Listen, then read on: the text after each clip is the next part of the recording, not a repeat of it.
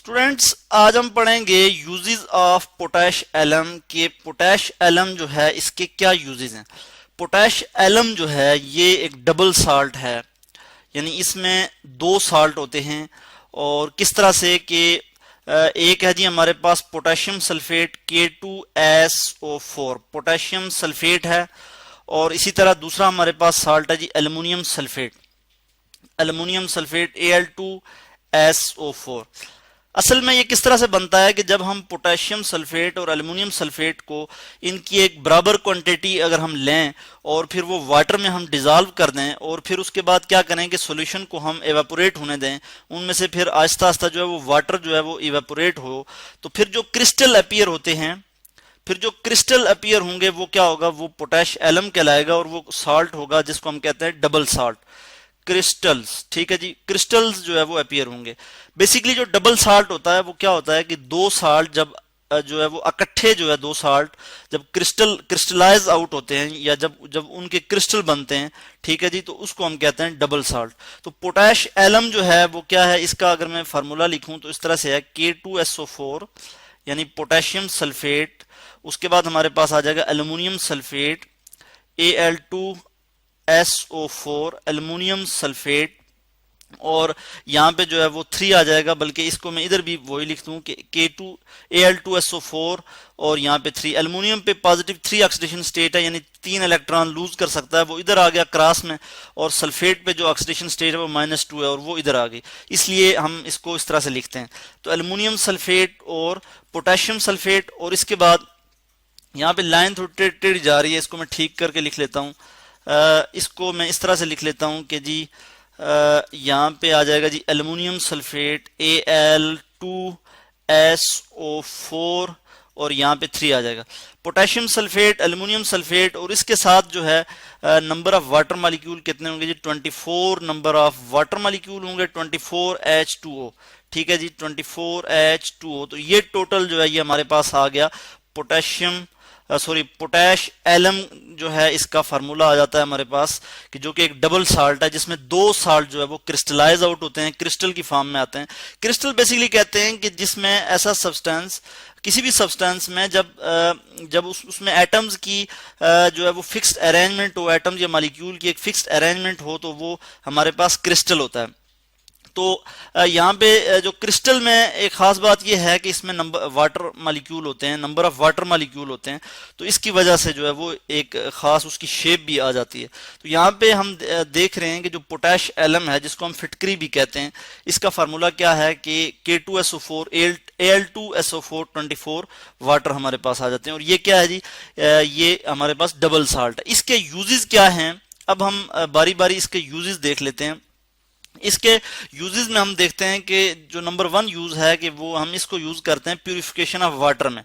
ठीक है जी, purification of drinking water, purification यानी जो पीने का पानी है उसको साफ करने के लिए हम इसको यूज करते हैं, प्यूरिफिकेशन ऑफ ड्रिंकिंग वाटर।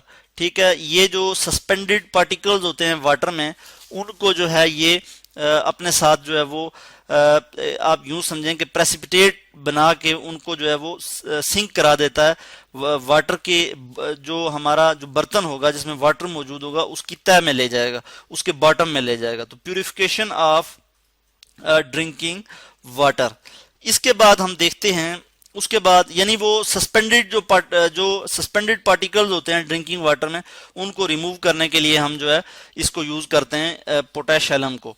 इसके बाद हम कहते हैं कि जी ये एज अ कोएगुलेंट भी हम यूज करते हैं, यानी खून ब्लीडिंग वगैरह जो है, जो माइनर कट से जो ब्लीडिंग वगैरह हो जाती है, जैसे शेविंग की वजह से जो माइनर ब्लीडिंग जो हो जाती है, उसको हम कम करने के लिए, उसको स्टॉप करने के लिए हम इसको यूज करते हैं। मैं यहाँ लिख लेता हूं कि stop bleeding from minor cut. जो माइनर कट, जो मामूली से कट लग जाते हैं, माइनर कट, उससे जो ब्लीडिंग हो जाती है उसको रोकने के लिए हम जो है इसको यूज करते हैं, किसको जी, पोटैश एलम को। ठीक है, इसके बाद हम देखते हैं कि पोटैश एलम को और कहाँ हम यूज करते हैं, लेदर और पेपर इंडस्ट्री में हम यूज करते हैं।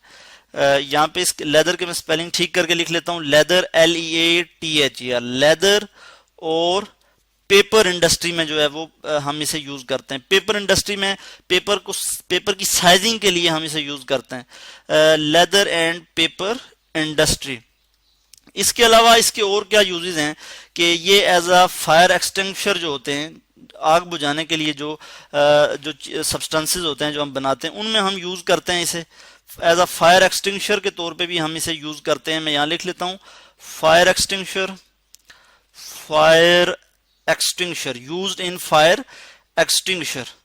Extinguisher UISHER fire extinguisher, used in fire extinguisher. तो ये भी इसका एक यूज है। इसके अलावा हम इसको मेडिसिन में यूज करते हैं। मैं यहां से स्क्रॉल कर लेता हूं इसको नीचे। मेडिसिन में हम जो है पोटैश एलम को यूज कर रहे होते हैं। यूज्ड इन मेडिसिन, इसको हम मेडिसिन में यूज करते हैं, एज अ एंटीसेप्टिक के तौर पे यूज करते हैं। और कुछ टूथपेस्ट हैं जिनमें एज अ इंग्रेडिएंट के तौर पे यूज करते हैं। माउथ वॉश के लिए जो हम टूथपेस्ट यूज करते हैं, माउथ वॉश के लिए जो हम टूथपेस्ट यूज करते हैं, मैं यहां लिख लेता हूं टूथपेस्ट। उसमें एज अ इंग्रेडिएंट के तौर पे उसमें एज अ इंग्रेडिएंट के तौर पे हम जो है वो पोटैश एलम को यूज करते हैं। तो ये हैं जी यूजेस। इसके अलावा जो टेक्सटाइल इंडस्ट्री है, टेक्सटाइल इंडस्ट्री में हम इसे यूज करते हैं डाइंग के लिए। Used as a dyeing in dyeing in जो है टेक्सटाइल इंडस्ट्री। मैं यहां लिख लेता हूं टेक्सटाइल इंडस्ट्री। ये फैब्रिक्स जो कपड़ा होता है इसमें इसको रंग करने के लिए, इसको रंगने के लिए हम जो है यूज करते हैं किसको जी, पोटैश एलम को, इंडस्ट्री। तो ये हैं जी यूजेस पोटैश एलम के पोटैश एलम को हम कहाँ कहाँ यूज करते हैं ये हमने आज देखा। और हमने देखा कि पोटैश एलम जो है वो है क्या, कि ये एक डबल साल्ट होता है। किसका जी, पोटेशियम सल्फेट का और एल्युमिनियम सल्फेट का। ठीक है, और इसका जो फार्मूला है वो क्या है, किस तरह से ये बनता है और इसके क्या यूजेस हैं, ये आज हमने देखे।